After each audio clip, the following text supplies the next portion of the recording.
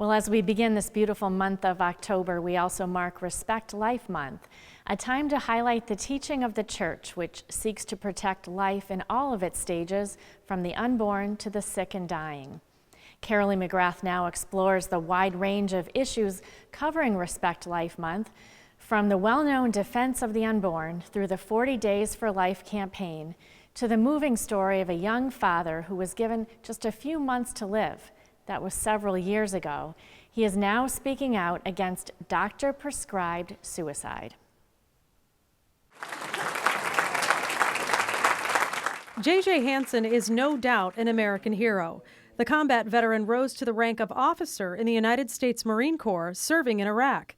But at the pro-life Mother's Day dinner last spring, sponsored by the Pioneer Valley, Massachusetts Citizens for Life, Hansen spoke of another battle, the fight for his life. 2 years ago, I was working on a job down in Florida. I had moved down there to work in a private company, and while I was at a meeting, I had what's called a grand mal seizure. Hansen and his wife had a young son. They were just settling into a happy family life when they got the devastating diagnosis: brain cancer. Not only was it cancer, they expected that it was going to be one of the worst types of brain cancer, grade 4 glioblastoma multiforme, which is considered a fairly terminal form of brain cancer. Approximately 75% of the people who are diagnosed with GBM will die within 1 year. Hansen was told he had just a few months to live, but then he went for 2 more opinions and ended up at Memorial Sloan Kettering Cancer Center in New York City, where doctors removed 3 tumors. More than 2 years later, the 35-year-old describes himself as cancer clear. Hansen is now the president of the Patients' Rights Action Fund. The group's mission is to stop efforts to legalize assisted suicide. Hansen doesn't dismiss the agony patients endure and the hopelessness they feel because he went through it himself. He says he suffered from severe depression during his treatment. I was in my month 5 where I was going through the same experience of having my hope taken away from me, experiencing this hopelessness that I can't fight. And I learned about a young woman named Brittany Menard, who had the exact same type of cancer, who had a similar prognosis, and she became an advocate and a spokesperson for this issue of assisted suicide. And I started to read the material that was coming out, and what was being said, the narrative, not by her, but what was being reported was that this disease known as GBM was incurable. There's nothing you can do. And I know now very well that it is. You can fight it. I've met people that have lived 20 years with this disease. In 2012, Massachusetts voters rejected a ballot initiative which would have legalized physician-assisted suicide, but the issue continues to be reintroduced by proponents in Massachusetts and across the country. During October, which is Respect Life Month, the U.S. bishops call on all Catholics to defend life in all stages, including the terminally ill.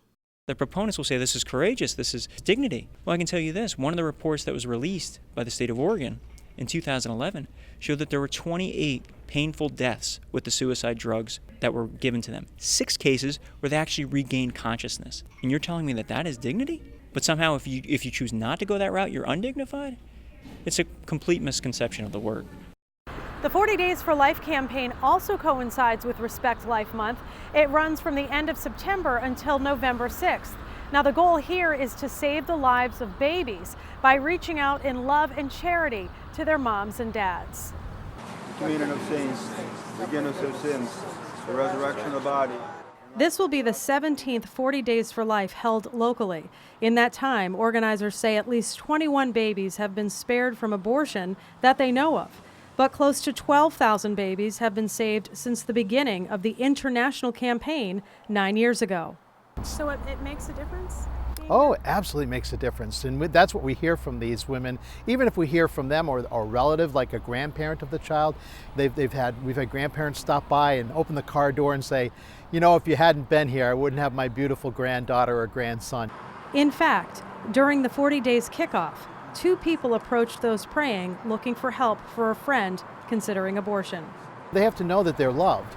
And so you have to have a smile on your face. It's not a happy event. You know, the decision that's being made is very difficult, and they feel like they have no choice. Every woman I've ever spoken to who chose abortion said, I had it because I felt I had no choice. But you still have to be very welcoming and very kind and gentle and let them know that they're loved. We're not trying to condemn anybody.